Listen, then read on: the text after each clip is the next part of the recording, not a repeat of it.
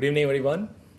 On behalf of HD Medical, I would like to invite you all for this product launch event. Thank you for taking time off on your Sunday and being here. Really appreciate your support. Just about myself, before I start, I'm Arvind Thiagarajan. I'm not a doctor, not even a PhD doctor, but I would like to associate myself with another title, which is also DR, which stands for Dreamer, because this whole thing has been a dream for the last 10 years, and it's great to see this getting realized in this way, because my spiritual master always says, life is a dream, realize it. So in one small way, we have realized the dream of enabling doctors, cardiologists, and other physicians with a low-cost, accurate device like this and bring it to the market, and that too all developed here in India. So what I'll be sharing with you today is about our technology, the product, and how it addresses some of the problems in the healthcare segment today, and our plans moving forward. And towards the end of my presentation, I'll also be talking about a much larger dream, the dream of my mentor, the ex-president of India, Dr. APJ Abdul Kalam, and he has always been a great patron of Indian technologies coming to the world with a lot of innovation and so on. So we hope that this effort, what we're doing as part of HD Medical, is very much part of his grander dream. Yeah. So thank you once again for coming up with a detection capability, and that's what we call as murmur detector, and that is what I'll be showcasing to you later in my presentation. So using this kind of a powerful platform technology, we have actually come up with this product called HD FonoDoc, which is the first of its kind device for audio-visual auscultation with an integrated murmur detector. And this murmur detector allows detection of murmurs caused by stenosis, regurgitations, as well as septal defects, and a host of other things. Now, the basic concept of this HD FonoDoc is actually, number one, starting with the visual display, where we actually have separation of different waveforms, an indication of anomalies, as well as detection of murmurs. On the heart sound front, we also have the routine ability to record heart sounds, amplification, as well as noise reduction. And then we have an ergonomic design for the device. The whole thing is integrated into a stethoscope, which is actually the primary tool every doctor carries with him. And it's actually a one-hand operation. So the other hand is freed for them to use other things during the clinical examination process. And it's very, very user-friendly. You need a very minimal training time to get somebody trained on this device, as well as it's designed with a lot of inputs from doctors. Okay, so that is the key advantage of this product. Now, this is how the product package looks like. We actually have the product along with an integrated printer, so you can actually take a printout of the integration, the diagnosis. And also we got a CD-ROM, which can actually enable a software on your PC where you can actually record the sounds as well as play it back and so on. So a lot of other features involved. And the value proposition of this device is that it's low cost, portable, very accurate, and it's been validated, and the ease of use is very high. And then it addresses both the needs of mass market in developing countries as well as in developed countries, because I spoke about the problems in both spectrums. And we've got a range of basic products, and we'll also be having a few advanced models released sometime end of this year as well as early next year. So just to take you through a little bit closer on the look and feel of the device. Now, if you all are interested, there are devices on each of your tables. You're welcome to actually switch it on, and I can take you through some of the concepts of the device. So first of all, the device has got a LCD screen, okay, and it's very, very simple to use. You've got three modes here. One shows here bell, or you can switch it to diaphragm or a lung sound mode. In the lung sound mode, there is no visual display. And then you have a volume indicator, which shows 1, 2, 3. That's by pressing the thumb wheel, 1, 2, 3. And then you have a visual gain adjustment. You can actually move the thumb wheel left or right to go up to 10 levels of amplification on the visual sound. And then you also have a battery indicator, which shows the status of the battery. And there is also a rechargeable circuit there, and you can recharge it like a mobile phone. So it's very, very simple interface. And then you see two waveforms. One on the bottom is called as HS, which is heart sound. Okay, so you will have all the low-frequency heart sound components displayed here. And then we also have a murmur waveform, okay, where if a patient has got a murmur, that will be shown in this region. So this is how it looks. And once you actually press the round button on the top, which is the largest button on the device, it analyzes the patient's heart sounds for 10 seconds and gives you a display like this, where once it is frozen, you can actually see, again, two icons. One is for printing the device when it's connected to a printer, or you actually have a way to transfer the signals to a computer. Okay, there are two modes where on one mode, if the device is connected to the computer while recording itself, just by pressing the round button, it gets transferred automatically. Or if you don't have the device connected to the computer while you're doing the recording, later you can connect it to the computer and do a transfer of the signal. And then you can actually switch back between the waveforms. And the fifth screen here actually shows the diagnosis, whether there is a murmur or not. Okay. So let me take you through some of the files that we recorded using this device. And this is what I was talking about. If there is no murmur, it shows a screen like this, says no murmur. Or if the patient indeed has got a murmur, it actually shows a murmur. Okay, so you can actually do that.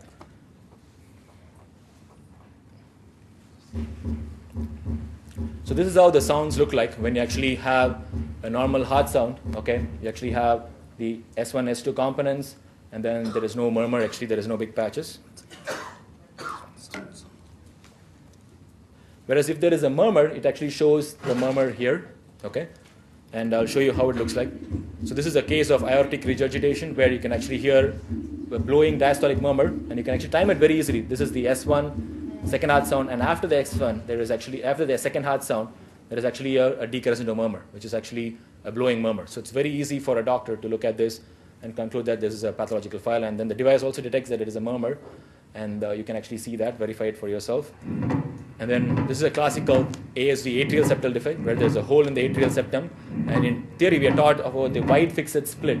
So you can actually hear the wide fixed split, as well as you can see it on screen. And by seeing this, you know that there is a wide split.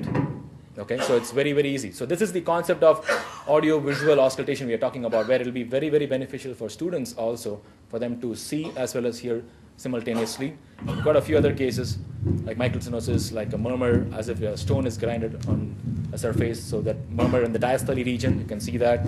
And then patent ductus arteriosus, almost like a train passing through a tunnel. This is how students are taught in medical colleges, right? And then pulmonary stenosis. This is a classical case where you have something called a paradoxical split. Okay. Now I'll just wait. So what it means is that normally the second heart sound is made up of two components. One is the A2, that is the closure of the aortic valve, and then the P2, which is the closure of the pulmonary valve. And usually the A2 sound is larger than the pulmonary sound. But in the case of pulmonary stenosis, there is actually a paradoxical split. So, but it's very, very hard for people to just hear it and then find out whether there is a paradoxical split or not. Whereas once they see it, it becomes very evident. You can see the A2 is higher and P2 is lower. And then they can measure the interval and confirm the split and so on. So all these things are possible with technology. You can get very precise diagnosis. And then this is a ventricular septal defect. You get a pansystolic murmur and so on. And then a tricuspid regurgitation, again a pansystolic murmur, but a blowing sound. So the quality of sound is much higher. I mean, coincidentally, our company's name is also HD, but it's really the high definition way of auscultating. So that's what we have delivered to the market here. Now, once you connect to the computer and then you actually record the sounds, there are a lot of other features possible.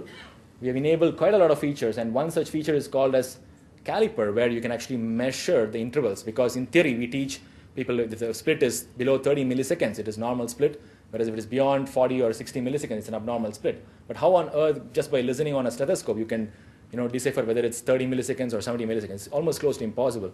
So that's where we have given features where you can zoom the files, and then you can do a caliper and measure it, and then there are a lot of other features. You've got a different player, you can play it with different frequencies.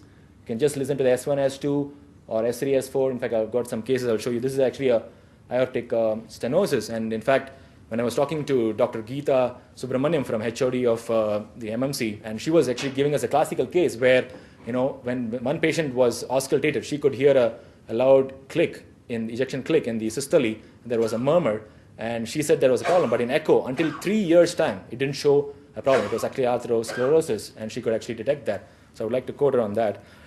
And then this is a case of atrial septal defect, which I showed you earlier, where again, you can measure the split, you can actually do the calipers like this.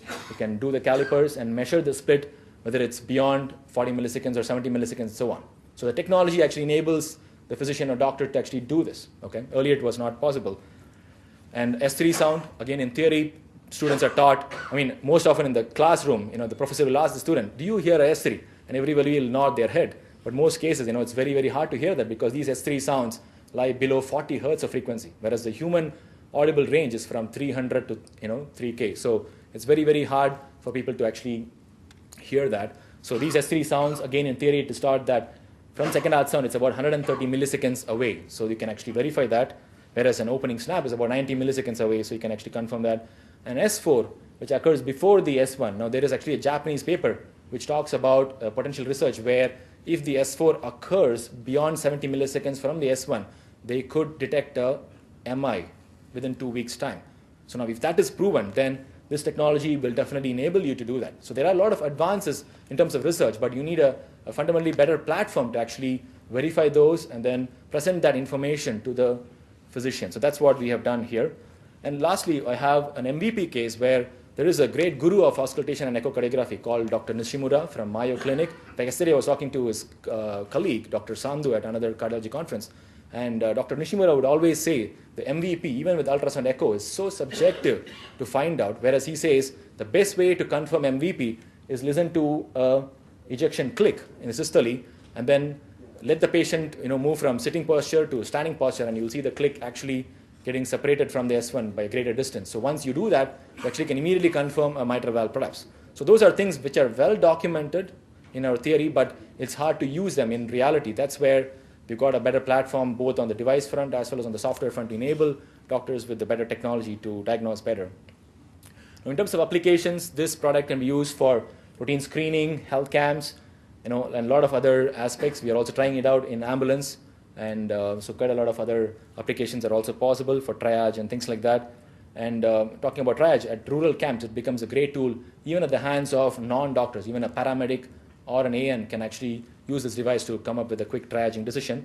And not only for villages, but even for ministers, you can actually use this product for diagnosis. And this is one instance where one of our advisors, Dr. Srinivasan, has been using this device to confirm the diagnosis of the Honorable Minister of Cooperative Society, Mr. Kosi Mani, for actually detecting his heart disease. And the good news after this event was that he basically passed an order that the whole of Thanjavur district should be enabled with this device for all their public healthcare centers. And here we have the Deputy Director of Health collecting the very first device from the Honorable Minister. And we are proud to say that 3 other districts neighboring Thanjavur have also now followed suit, and they are actually going to implement this. And very soon we hope the whole state, if not the whole country, can actually use this device for better screening and diagnose at an early stage. And I'm also mentioned that in this particular camp at Thanjavur district, in a place called Ammapet, where out of 600 patients who had come for the camp, and there was no cardiologist there, no echocardiography there, 60 people were sent for cardiac screening. And out of the 60 patients, 10 were reported as positives by using our murmur detector. And the very same week, those 10 patients were sent to Chennai at Chettinad Hospital for further diagnosis and confirmation by ultrasound echo. And all 10 turned out to be positives, filing a new patents with these advanced clinical trials that we're doing and new devices that we're coming up and so on. And we also emphasize a lot on quality control. And we are proud to say that we have secured US FDA approval, 510K clearance. And in Europe, we've got CE certification. And in India, we've got both ISO 9001 as well as ISO 13485, which is the medical standard. And we definitely follow good manufacturing practices, GMP. And for most of you who don't know this, but this is a product all conceived, developed, designed, and manufactured in India for the very first time. Okay, so we're proud to say that.